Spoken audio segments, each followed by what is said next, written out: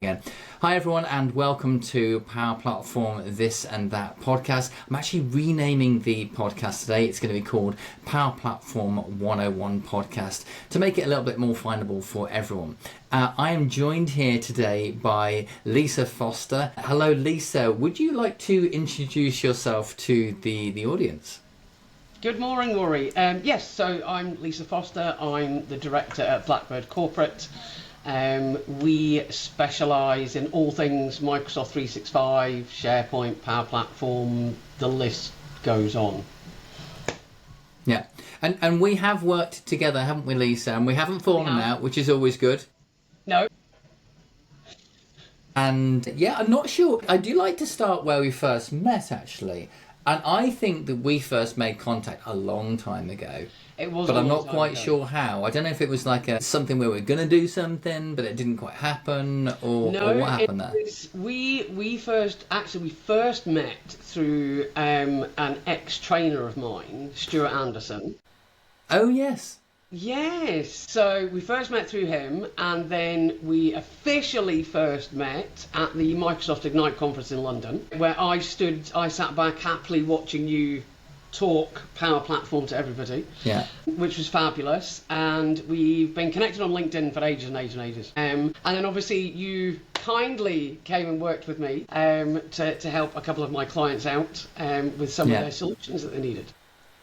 Yeah, and that was a lot. That was, it was really good engagement. They were a lovely client as well, really, really nice people to work with. So hopefully they had a good first experience with Power Platform.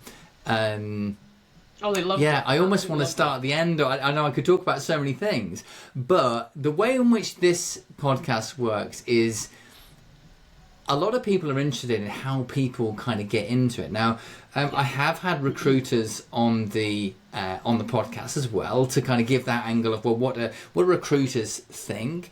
You kind of come at a different angle because you run a training organisation, so you are helping organisations as a whole to get into Power Platform. So I think that your angle on it is very interesting in itself.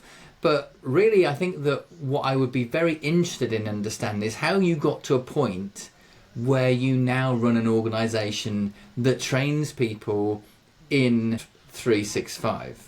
Okay, so it was a bit of an oddity how I got into this world. I started the business 16 years ago.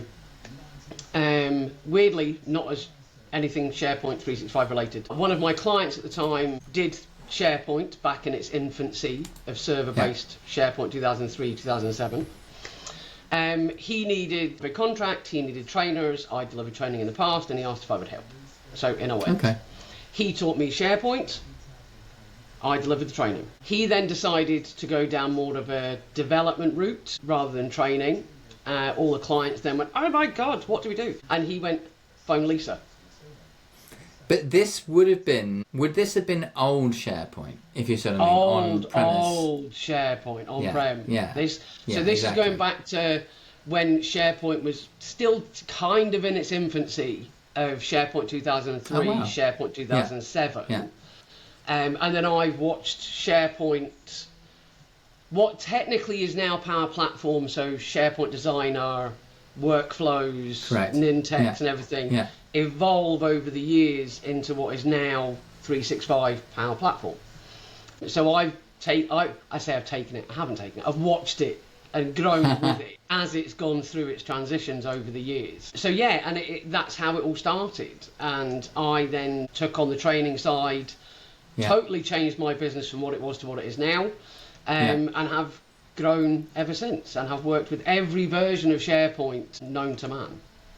Sure. And is it fair to say that you don't train in old style SharePoint, or is that still on the scene? Of course, it still exists. It's moving more rapidly now. So SharePoint 2019, which is 16 was when SharePoint Online first came out. As like the daddy of 365. And then SharePoint 2019 came out on-prem.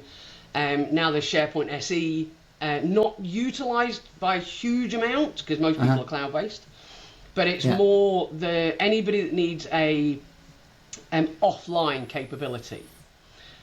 So military, governments, etc., that have to have a secured location that they can't put it in the cloud because of obvious reasons. Sure. They all use SharePoint SE.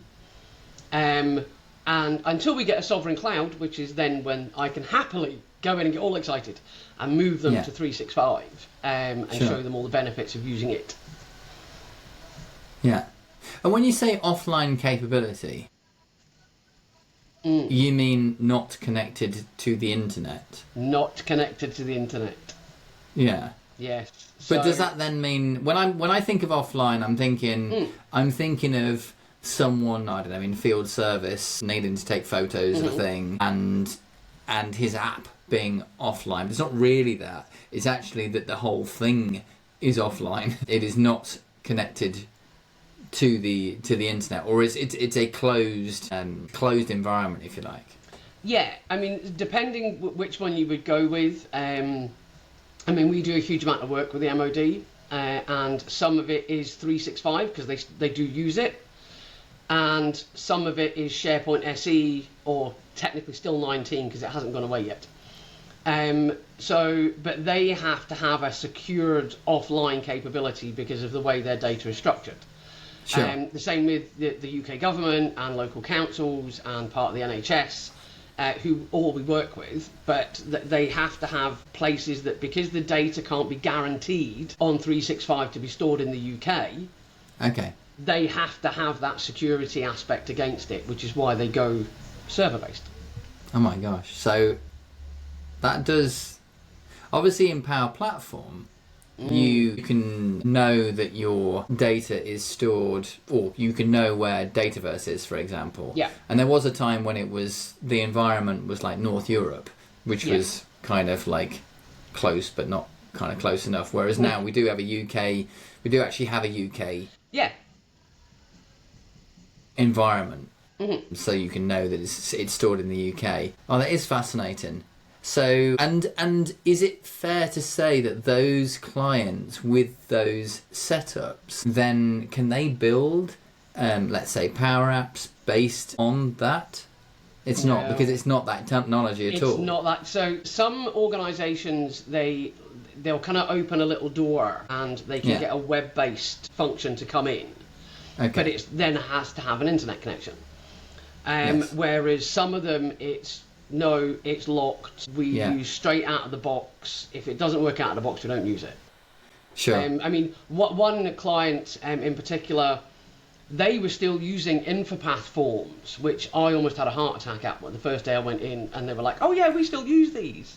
And for the benefit of our users, InfoPath is to SharePoint lists.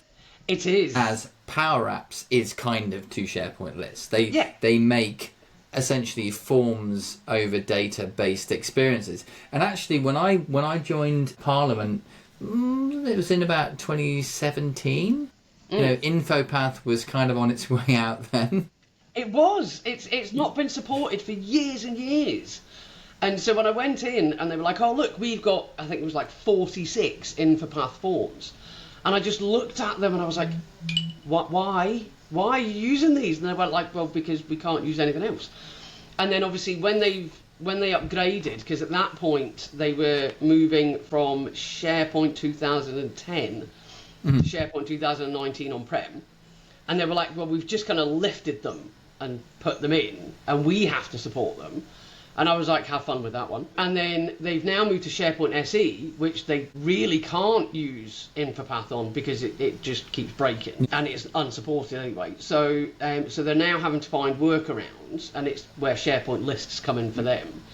But obviously it doesn't give them the functionality they had with InfoPath, which is, so for those that aren't aware, so in old InfoPath is how I would describe, it's an old version of Power Apps. So it was there before Power Apps came in. So, but it would have been tied to... Yes, it was all tied to SharePoint lists. So you have to create a SharePoint list, then use InfoPath to get it to do all the fun bits. But you could do InfoPath experiences that worked over multiple lists, I think. Yes, you could. Right. You know, and obviously part of the reason people enjoyed it so much is, you know, perfect example, if you've got a HR form that people need to fill in, they need to see a bit, somebody else needs to see another bit. Yes. And you can't do that with a list because it can't hide things. Yes. Or it couldn't hide things. And then obviously when it was like, oh, we're not using that anymore, that's being decommissioned and you need to go down this route, and then obviously we're going to 365, but you can do it in a Power App. Brilliant, unless you're on server. So it was kind of trying to juggle that kind of concept of how do we get it to still do this if we can't use the app-based version. Yeah. I was like, well, you can't. You're just going to have to stick with what you've got. So yeah. And for the benefit of our listeners, then, this idea of on premises, what we're really saying is you can basically point to a box somewhere and say, it's in that box over there. Yeah. And obviously, I always feel like it's that genie moment in Aladdin where, you know, well, you know, you get everything. You know, you get all of the benefits and all of the problems that come with having it on a box in the corner, and you have that thing where it actually becomes a genie, and he's kind of like he's locked into that idea. And of course, what that really means is that you got to maintain the thing. You got to do your backups. Yep. And all those sorts of things that I think organisations prefer this idea of things being in the cloud, because those things are dealt with. Obviously, there are downsides to everything, and I guess as Marks and Spencers have found out recently. But you can laugh at any organisation, but any organisation can be a target of these things anyway. Oh yeah. But obviously, if you are on-prem, then you are less at risk of those things, although I'm sure there are plenty of reasons why, you know, people put a USB into the side of their computer and next minute there's a virus and all those sorts of things. And that is fascinating. So, I mean, we could go in all sorts of directions with this. And so I've got lots of questions buzzing around in my head. But then, given this is a Power Platform podcast, so of all of the training that you do, how much of it, just say percentage-wise, do you think fits into that box? You're talking about Power BI, Power Apps, Power Automate, a bit of Dataverse, even SharePoint. You could argue elements of it are Power Platform. How much of what you do is that? I would say, especially now, I would say probably 70% of what my trainers delivered is Power Platform related. Wow. It's huge. It's absolutely massive. And I wasn't expecting you to say that. No. Well, because obviously we started as SharePoint, because that's what started 365. So we started off with SharePoint, and then obviously when Microsoft released SharePoint Online, then obviously OneDrive popped in, and then Teams popped in as a replacement to Skype for Business. And then it just kind of grew arms and legs, and then the pandemic hit, and it just exploded. Yeah. So obviously we had to explode with it. You know, as easy as it would be to go, you know, we're going to, all the stuff that everybody had said at the Ignite conference is going to be released over the next 5 years, ended up getting released really quickly. So it was like, I've got to keep up with this. So all of us in the office, it was mental. But because obviously we write all our own courses based on what clients ask for. So we want to know X, Y, and Z, we want this level and advanced, intermediate, etc. So probably the biggest one at the moment is Power BI. It's inundated with Power BI training requests. And Power Apps is a big one. Obviously you have Canvas apps and model-driven apps, and people aren't sure which is which and what they should be using and how they get to it and everything else. So it's Can I tell you something about that? Go on then. I'll tell you. I love doing surveys on LinkedIn, right? And you may have even answered this survey, by the way. And I did one which said something along the lines of, is it confusing that both Canvas apps and model-driven apps are both Power Apps? Yes. And the results were basically 49-51. So of people saying basically yes or no. I just gave them a straight yes or no. And I said, is it confusing? and obviously at some point I'll do a follow-up, because they're really, really different things. They're different animals in terms of, like the code base, if you like. If you're writing a Canvas app, I have to say Canvas app now because I can't say Power App. So you're writing that in PowerFX. That's the language that you're going to be using most of the time, probably 95% of the time, plus the kind of using the UI to bring in objects and all those sorts of things. And you can connect to many data sources, but typically it's probably one or two, whereas model-driven apps will only ever be tied to Dataverse. Which might feel like restrictive, but actually, but Dynamics, all of the apps are tied to Dataverse essentially, and so it's not necessarily a bad thing. I love them, by the way. I love model-driven apps. Trust me, my trainers adore them. And I think what they like the most is how it all evolves, how it changes. And even though it's the same product, each client uses it completely differently. Wow. Yeah. But it's the same across the board of 365. Yeah. And Powered Automate. You've got some clients that are like, oh, I just want it to, can I get a notification for something, or can it do this? And you go, yes. And they get really excited about it. And then you go, but did you know it can also do? Yeah. And then they go, oh, that's even better. Can I get it to do that too? And I'm like, yes, of course you can. One thing, sort of a digression, but one thing we were doing recently with a client was we were getting it to get a Canvas app to create a DevOps item in a DevOps board. Essentially, that the Power Automate Cloudflow would create the item.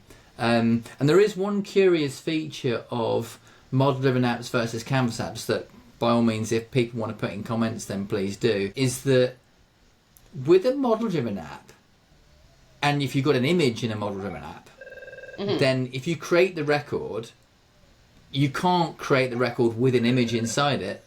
You have to create the record and then subsequently put the image inside it.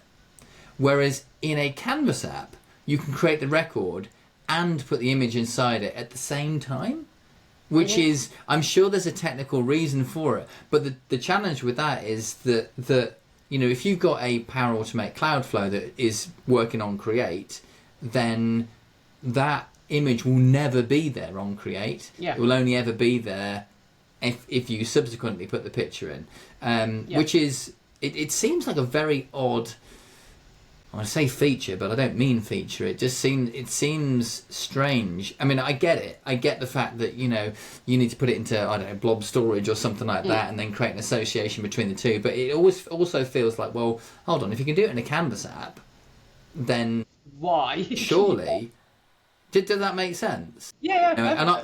And I love images. I love the idea of images providing information and value and those sorts of things. And so what the flow does is it picks up the record in Dataverse and then essentially creates a record in a DevOps board, and it's to do with bug reporting and so on. So it then creates the record, and if there is an image associated with it, it then creates the image and then associates it with that bug. Which actually, from a value proposition wise, it's really useful, because that means you've gone from, once I feel like it's kind of safe in a way once it's within Dataverse. You're kind of, okay, we've got this thing now. We can start, although arguably what we're really doing with it is actually taking straight out of Dataverse and putting it somewhere else. But, there's that as well. Yes. But like you say, that there are so many things that you can do with these products. There's one thing that, like, I've seen people use DocuSign, and it makes perfect sense that would be something you would do. I've not personally used DocuSign myself. I've done it with a client. I've put it into their system. Yeah, I imagine they love it. Oh, they do, absolutely, because it just makes life so much easier. Because apart from that, it was something they used out with. 365 before, and they were like, oh, but we need it to do, and I was like, well, put DocuSign in it. If that's what you're used to, then let's use that for now. and it worked brilliantly. And obviously now they've got the, I'm trying to remember when it's getting released. I think it's within the next month. Microsoft are introducing the signature-based aspect inside Word, which then will pull through to any documents that are sitting inside 365. So if you still need a wet signature on anything, instead of people opening a Surface or any form of tablet and signing on it, they can just sign their signature inside the document directly inside Word. Or you can put electronic signatures into them now, which again would then take away the aspect of requiring an external application to do that.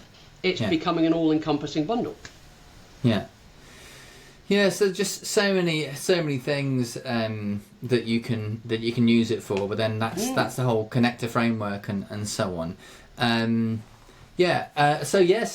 and then but your organisation also does consulting as well. We do.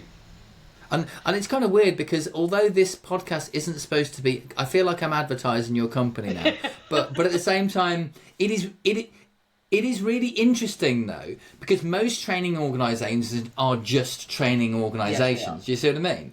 Yeah. But your training organisation is training, but it's also consulting. And that actually makes a lot of sense to me to say, hey, this is how to do the thing. And then you say, but if you want us to do it, we can do it. But obviously it's a different sort of mindset, if you like. It is, totally. Training versus, I don't know how you arrange your business, but I suspect the people doing the training and not the people doing those deliveries. But I mean, you probably deliver training and do deliveries as well. I do. It's a certain personality you need. It is, yeah. I mean, we've got some of the team that purely do training, and that is it. That's where their head sits comfortably. I do both. As much as most of my clients think that, being the boss, I sit behind the desk all day and don't do anything. I'd be bored. I love going out. So I do both. I deliver training and I consult. And I've got other trainers that do both as well, because our brains work that way. It works really well, as you said. If I'm training you on how to do it and you go, that's fantastic, but we don't have the skill set in-house to build that, could you do it for us? Yes. Because people forget what it takes to actually put all this together. People will phone up and say, oh, could you build me this? You can have 3 days to do it. And you're like, no, that's not going to work. This is what you've got to do to get there. Then we can build it. So it's managing that expectation of what a client needs and what their outcomes need to be. And then obviously we've got the flip side where clients will come to us and go, we see you do consultancy, could you do this for us? Then can you train everybody on how to use it? So it goes the other way. So it can be hard to keep the balance, but it does work, and it works really well. And it is one of the things that makes us quite unique. I've just lost you off camera, so apologies. That's okay. I'll just get you back. Yeah, so now I saw something on LinkedIn. I'm going all sorts of places. We did a briefing before this, not following it. No, that's cool. But here's something. Now, back in, I don't know, let's say 2018, there was people were talking about, you can imagine an Excel person, right? And you don't call them anything. But then what they started calling people that maybe were doodling about with Power Automate or Canvas apps, they called them citizen developers. Yes. Now, that term has started to become dated, and generally speaking within the community, it's kind of regarded as a bit sort of, I'm going to say pejorative or negative, if you like. Mm-hmm. And so then they started having this debate about what they should be called. And the problem with that is you end up, and so they said makers was one, but then I kind of think, well, yeah, but people that make bread are also makers. Mm-hmm. So it's not that precise, is it? No. And then there was kind of like junior developers, I don't know, senior, whatever it is. Mm-hmm. But then if you're someone that's in an organisation and you've basically just built yourself a few flows and, there's a Power BI report and so on, I'm not sure what you think of yourself as, but it might not be a developer, but I think maybe Maker is the answer. Maybe your Power Platform Maker, maybe that's the closest thing that we've got to. It's an odd one. I mean, like when I speak to clients, I will explain straight off the bat, considering what I do for a living, I'm not a techie by any stretch of the imagination. I'm a functional person. How does it work? How can I make it work for the user? What's going to be best for them? I have guys that have a technical brain, and they like the back end, let's tweak with all the codey bits and do all this stuff. That's where they live. My brain doesn't work that way. I'm a front-endy person. I want to see how it's going to work and what it's going to do. So I would never class myself, even though I can build it all, I would never class myself as a developer by any stretch of the imagination. Going back to somebody I mentioned earlier, Stuart Anderson, he wouldn't class himself as a developer either, where I would, because he's got that brain. Scott, one of my guys, he's got that brain, and but I wouldn't class him as a developer. He's a consultant because he's kind of an all-encompassing, does all of it. I mean, I've got clients where I've trained up people to become what they would assume is a mini me. And they wouldn't be classed as a developer, but I would put them as a maker. Yeah. So there's kind of it's not like a one size fits all that you could go, that's what I'm called. Yeah. Because they all sit at different levels. I feel like I'm starting to answer the question. Sometimes you ask a question, you answer it yourself and that sort of thing. Yeah. I think Power Platform Maker is not bad. No. It's because you are making. Yeah. And maybe that's that kind of, maybe I'm being a bit sort of, call it OCD about it, but that idea of just calling them a maker, it's like you couldn't put maker on your CV, could you? Like, it's all right. No. I'm a maker. Yeah. I can make, but it's what do you make? Yeah. And presumably you've seen a lot of clients start off with things and then just like run with it. And just get and then you go back to them in a year's time or something like that and you go, whoa, that is, they've been doing some amazing things along the way. And certainly I've delivered Power BI training and I've thought, do you know what? These people are brighter than me.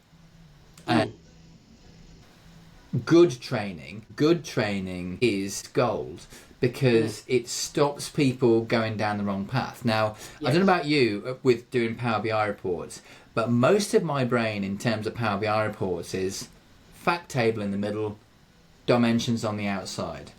Anything that starts to not look like that, I'm starting to think, I don't know if this thing is going to work. Because you can have these things that look like constellations and all sorts of things, and this I mean, you must have seen some crazy looking Power BI reports. Oh yeah.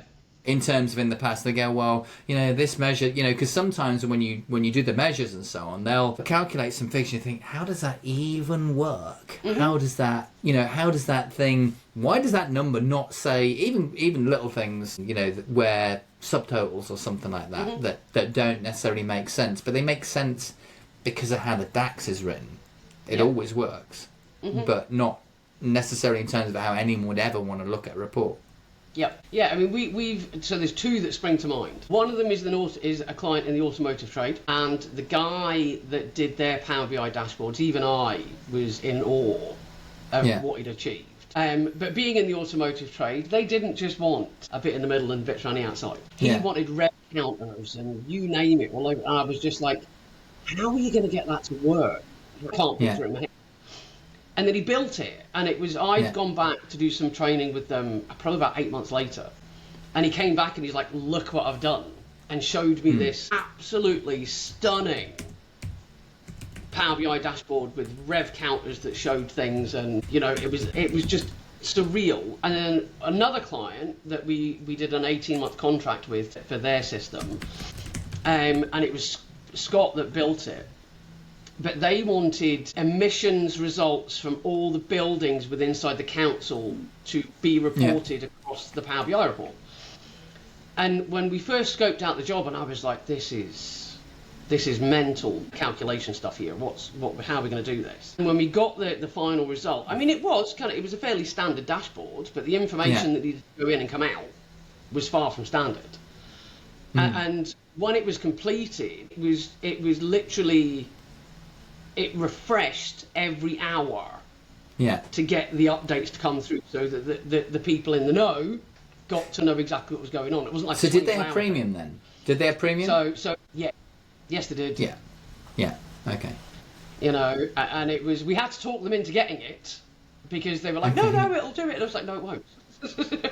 you need this to get that, to do that. Yeah. So they did have to obviously upgrade their licenses. So for the benefit of the listeners, with Power BI, a normal license or a normal workspace will refresh 8 times a day, which is never that useful. It's rarely, I just want it 8 times a day. Whereas you can get 48 refreshes out a day out of a premium, a report in a premium workspace. Yeah. Which obviously and they went for 1 an hour and each hour. Yeah, I mean, once it was finished and loaded, everybody loved it because it just made life so much easier. And it's one of the things that we try and push to people is some of the things in Power Platform may seem complicated. Yes.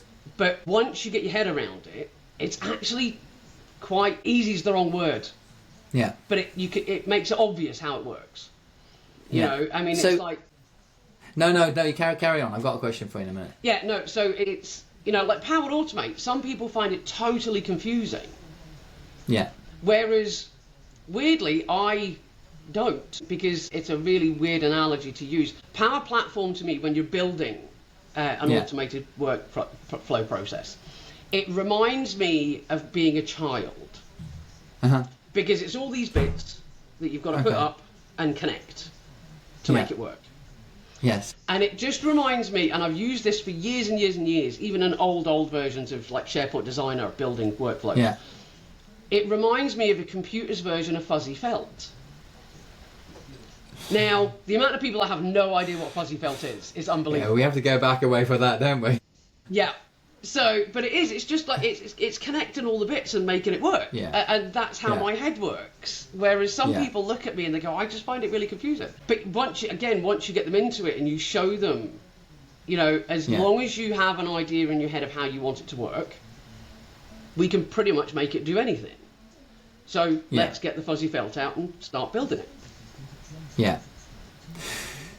I mean, yeah, we could, honestly, we could talk for hours. I knew we could talk for hours as well before we started doing the podcast. But let me ask you, and we might come back to Power Automate in a bit. I did another survey, which was quite fun, with interesting results. And so I said, is Power BI, or should Power BI be in the Power Platform?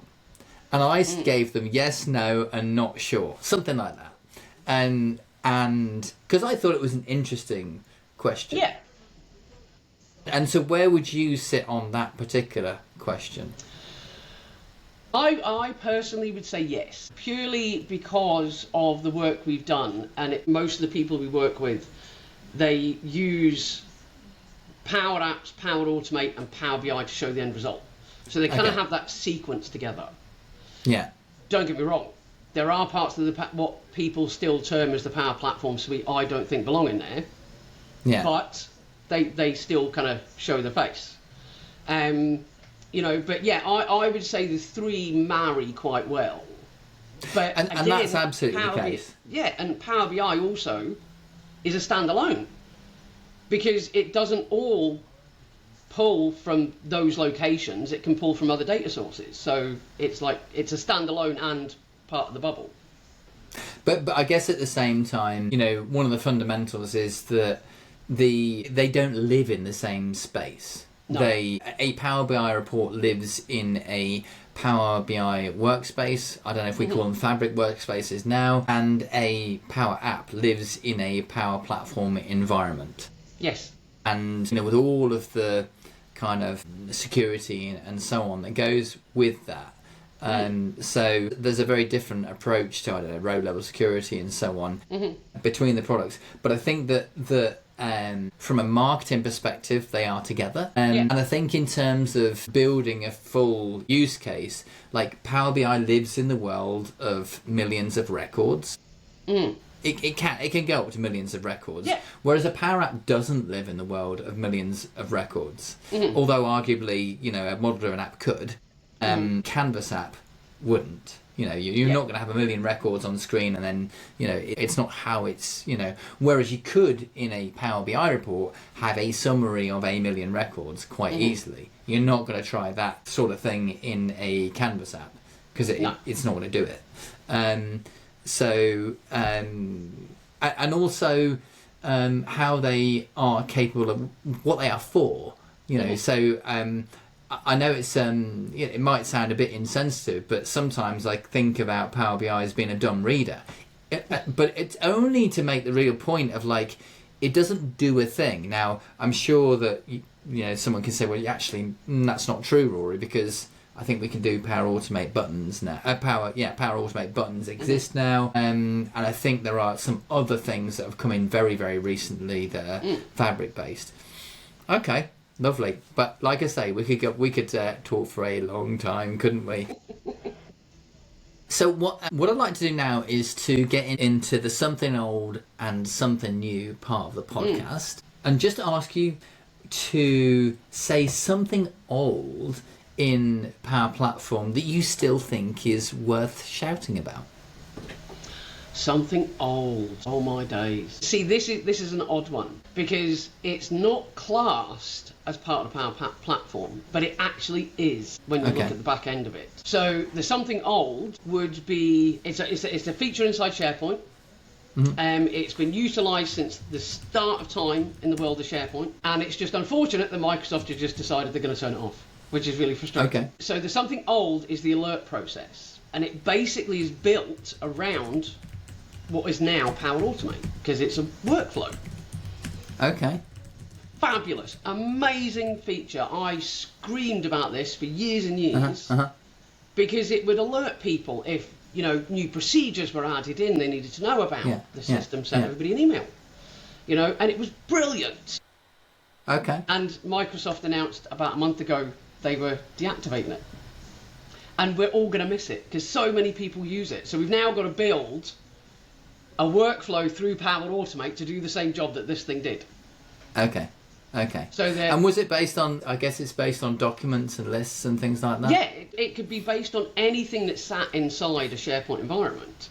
So it could be changes to even Power Pages. It could be a change to a page. It could be a change to a list. It could be a document. Anything, and it connected to all of it, and it was superb because it just reduced so much administration time. Yeah. And then the big bombshell came out about a month ago to go. Did you think it was going to come at some point? No, because it has always been such a big feature. Okay. That organisations use. So now we've either got to go down the rules base and build rules for it, or we build a new workflow in Power Automate to do the same job. But the plus side of doing it now in Power Automate is you can now add a few bells and whistles into it that it didn't have. Okay. So yeah, it's a sad one. And when will that come to an end? Officially, well, it will fully come to an end July 2026. Not long then. Not long. But yeah, so we've again had to adapt to say to people, yes, it's there, you could use it now, but in a year's time it's gone. So we're now adapting to the this is what you had, but to now use it going forward to future-proof. This is what we're going to do. So we've tweaked it. Okay. So, and now on to something new. It could be as new as you like. It doesn't have to be new. It just might be, this thing's so mega and, it is newish. And it's newish. So a newish one that I quite like, and it's probably more so for the big organisations, that are out there, is the SharePoint agent. So this obviously now this is it's a bit of a bone of contention because everybody assumes they can have it. It's brilliant, it's fabulous, it's a bit like the chatbot kind of thing that and which was superb, and it is you've got to have Copilot to use it. But it comes as part of the Power Platform function because it replaces Virtual Agent. So it's there to, if you go onto an intranet and you want to speak to somebody in the organisation about something specific, it's like having that little chatbot thing in the corner. Yeah. Yeah. But, using it as an unlicensed, without the additional Copilot big license, you only get minimal functionality with it, Mm-hmm. But to use it in its entirety, you've got to buy the full Copilot license to use it properly. Okay. But I think, especially for some of the organisations that are global, fabulous piece of kit, absolutely amazing, and I think it's going to be wonderful. Because I don't know a huge amount, well, most of the clients we work with, no one really embraced the Power Virtual Agent aspect. But this one, I think they will. And then in terms of Power Virtual Agent has had an interesting history. So it's a chatbot. And it kind of, the designer was like a workflow experience. Yeah. But it was very much a kind of, you go down these routes and you're done. Yeah. Whereas now that the Power Virtual Agents have gone away and effectively are replaced by Copilot Studio, that kind of, the way in which you build them is different to enable you to actually get the right information through. Yeah. So, yeah, I think that's I've not heard of these SharePoint agents, but if you build them, do you build them with Copilot Studio? Yeah, it's all you've got to have Copilot Studio to do it, and it works that way. And it's as I said, because it gives you the AI aspect, so you can have the automated response that goes with it. Or if it gets to a certain point, like when you go on a website, you need to speak to a human, and it will workflow off the other way. So, but it is fairly new, and it's something that we're still researching to see how that we can obviously embrace it with everything we do, and how it all integrates across the entire platforms. So yeah, but I would say that's going to be a pretty juicy one when it fully evolves. Let's go on for something borrowed. So something from someone else, something you've seen that, maybe it's someone's blog or whatever it is, something that somebody else has done that you think, hey, do you know what? That's a cracking job they've done there. I'm actually gonna blow your trumpet on this one. Oh dear. No, that's okay. No. And it's not, when I say something borrowed, well, I did borrow. We borrowed your brain, which was fantastic. So the clients you trained for us, obviously we have material, we have certain ways of doing things, but you are exceptionally knowledgeable in these fields, which is partly the reason I picked up the phone. And it's the borrowed bit is borrowing the knowledge of how somebody else would do something differently to how we would have done it. Okay. And to me, it's nobody in the world of 365 and Power Platform knows it all. It would be humanly impossible. Everybody knows bits. And it's nice to be able to borrow bits off somebody that you wouldn't think about. And one of the clients in particular, as you know from the feedback you sent, thought you were just the best thing since sliced bread because you looked at things in a completely different way to how we were doing. Else would look. We did all sorts of things. You did loads.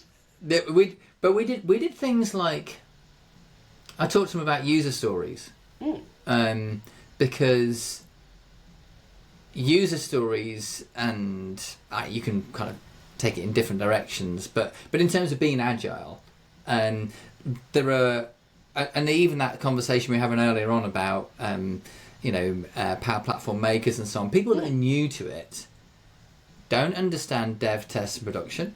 That's one of the things they don't understand, but we got to talk about that. But it's important because it's something, it's a banana skin that you don't even know you slipped over. And user stories has been a kind of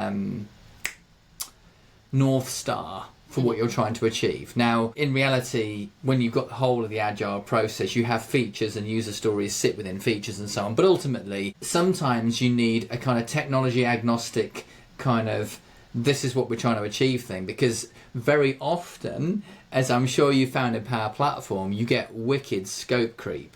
And you just say, oh, can we have an email that does this? And, oh, it needs to have this. And by the way, it needs to have this. And it needs to have a link to do this. And next minute, you kind of, this thing has got so much bigger. Whereas with a user story, it effectively takes you closer to a minimum viable product more quickly. But they were one of the nicest groups I've ever trained, actually. And it almost sounds like I'm going to say make things up as I went along. I had a plan, but I was fully aware that like I knew what flows I was going to write and so on. And because we had 5 days together, so we were doing Power Platform over 5 days. And then what we did was we finished up with a hackathon, which actually I only really decided partway through the course. I thought, these lot would love a hackathon. They would love a hackathon. So the 5th day, because energy levels wise, I think that it's really interesting, as to how do you keep people's energy going in over, like, typically by day 3, people's energies are starting to go down anyway. But then, you've got the carrot of Power BI is usually is something that people really want to get into. But they were a really great client to work with. But I also kind of went away from it thinking, well, yeah, that was great, but how repeatable was what I did? And I don't know how repeatable it was or would be, and so on. Probably yes, in terms of like day 1 we do this, day 2, day 3, day 4, day 5. You could do that, but also it probably is also a little bit more trainer. If you've got trainer X, you can do that thing, but trainer Y, because we didn't actually run through any materials. We just built and built and built and built and built. I hope they're all well. They are. And they are very well and loving it. And then we'll have a chat about that later offline. So, and then something blue. This is my favourite bit because I know it sounds mean, but it's very easy to be in that flag waving band that says everything's amazing and we've got everything works and so on. But the fact of the matter is, if Microsoft keep developing and releasing things, so it can't be perfect because they're still releasing things. So what is it that when you get to in any bit of Power Platform, you think, oh my God, hand slap, kind of like, how is this thing not fixed? How has it not got to the surface? And someone said, it's just this, we can't do this anymore. Yeah, I would probably, God. I mean, don't get me wrong. I mean, I am as enthusiastic as anybody regarding all of the Power Platform suite. But there are little niggly things that annoy me. And you and I have spoken about this before, and it's the classic versus modern view of things. And and for that specifically, I would be pointing at Power Automate. Yes, and it grinds my bones that when I go in, I can do one thing and I'm in modern, and then I click on something and I'm like, that doesn't look like that. And my brain's got to go backwards to go, but why don't you look like this? This is easier to work with than that was. And it's just little niggly things that I find quite confusing, and especially when you're trying to show somebody. It makes you look like an idiot, doesn't it? Because you sit. It's almost like. Yeah. Yeah, and they look at you and they're like, how do you not understand it? I said, because it should look like that, and it now looks like that again. So I think a good example of that is you're trying to train some people in Power Automate, right? Now, you've got a big decision to make. Do you train them with the new designer or the old designer? Yeah. Now, but both of them present their own problems, because when you want to give them a really nice hello world flow, right? That almost does nothing. In fact, I don't want to give the game away, but there are hello world flows that are very easy to create. But if you are in a solution which you should be in, and you want to create a flow, and then you create, and you say new flow or whatever, it will come up. The very first time it comes up at this point in time, it will come up with which I don't mind. But then if you come out of it, and if you're in make.powerautomate.com, and then you go back into it, you will get the new designer. Now, the way round that, it's not a great way round, is if you create a new flow, but you actually just literally create as a flow outside a solution. Yeah. So you're now doing something you shouldn't be doing. Yes. But you're doing it because you don't want them to get to that specific roadblock at that point. Yeah. So yeah, I think it's a shame. My feeling is that for Power Automate, look, guys, just send them to the new designer. Mm-hmm. If they want to use the old designer, they can use the old designer. Yeah. That's fine. Because anyone that uses the old designer knows about the old designer anyway. Yeah. In which case, but this kind of slightly incoherent experience. My light's gone out. Hang on. There you go. Yeah, this slightly incoherent experience is not helpful. No. To people that are new to Power Platform. Yeah, and the weird thing is they did, I know it's slightly, well, say slightly unrelated, it's a similar concept. They did the same thing with SharePoint. So when they introduced SharePoint Modern Design, which is how we all work now, they've still got Classic in the background.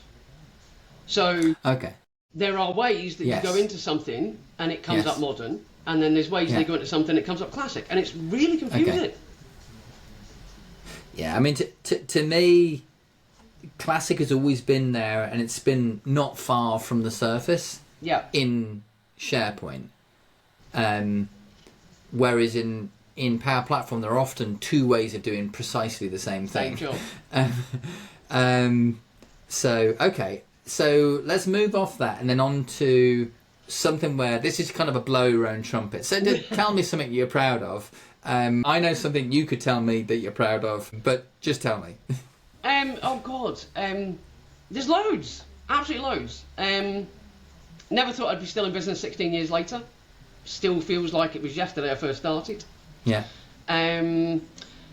Delighted at the fact that we've just finished a project. It took 18 months to build, but it was for a council.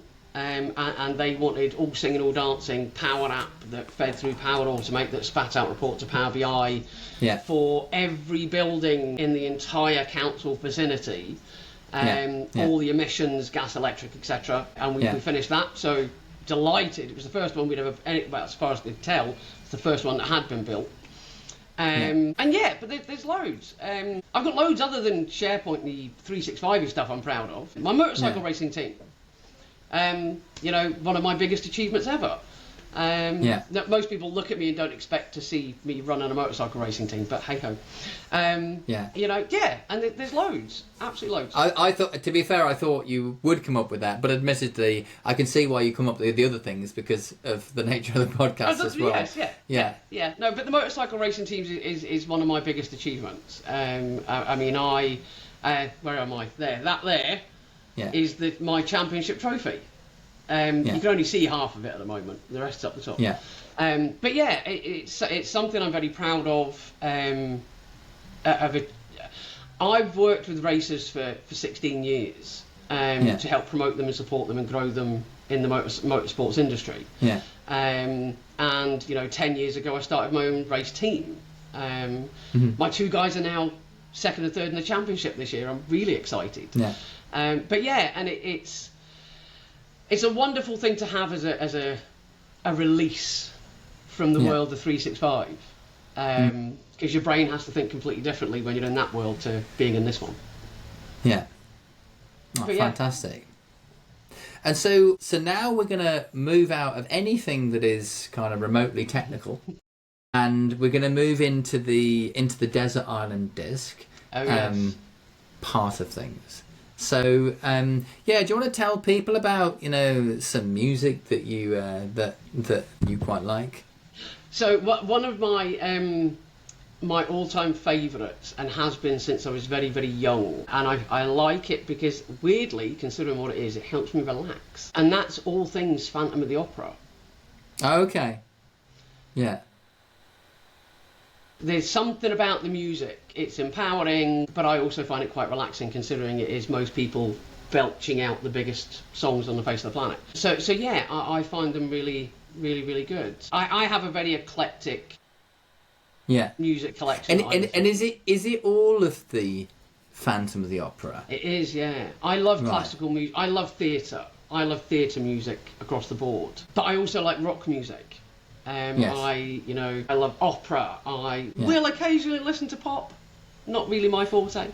The guys in the office laugh at me because classic rock is playing in the background permanently. Yeah, yeah. And it's just, I like loads and loads of different types of music. I'm trying to think of the song in Phantom of the Opera. There's one, mind you, there's bound to be loads of duets, aren't there? There are. But yeah, I've actually got the lyrics here of Phantom of the Opera. So who is? But they all sort of sing it, don't they? As well. They do. Because so he takes it on as well. Yeah. So when I first fell in love with it, it was Michael Crawford was the lead. He was so good, wasn't he? He was fabulous. He was, wasn't he? Absolutely, and it's his voice that does it. It just every time, Yeah. and it's always his version I listen to. Yeah. You know. Yeah. And I absolutely loved him in it. It was spectacular. So yeah, but it's his voice constantly that just I don't know, calms the brain. Yeah. Go on. I think the I'm not going to bother to do any guitar with this. It's an opera anyway. You can sing it anyway. Is. I'll do the first line. So it starts with "In Sleep He Sang to Me." In sleep he sang to me, in dreams he came, that voice which calls to me and speaks my name. And do I dream again? For now I find the Phantom of the Opera is there inside my mind. Oh well, it's lovely, isn't it? Round of applause, well done. Highly impressed. So what I'm going to do now is, we'll bring the podcast to a close, and I'm just going to sing us out on a song that I've been listening to, or rather I've been learning recently, and as you know, my mother-in-law passed away recently. I do, yes. And so I am going to do a rewritten version of this, but the plan is at the funeral I'm going to play this song, but with lyrics that are actually a bit more appropriate. So it's "Leaving on a Jet Plane" by John Denver. Oh, amazing. Yeah, you can imagine that. I can. But there are elements of the lyrics in it that make clearly no sense at a funeral and so on. So there's, I'd say, quite a bit of rewriting of it, but not of the key bits. Yeah. So what I'm going to do is I'll see if I can remember it, and I will just sing us out. And at this point, I will just kind of get a verse and chorus, and it will just fade out into the distance.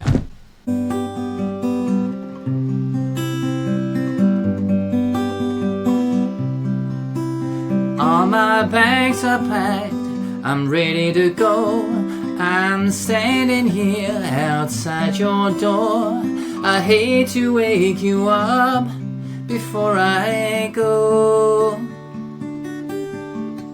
but the dawn is breaking, it's early morn. The taxi's waiting, he's blowing his horn. Already I'm so lonesome I could cry. So kiss me and smile for me. Promise that you'll wait for me. Hold me close, don't ever let me go. 'Cause I'm leaving on a jet plane, don't know when I'll be back again. Oh babe, I hate to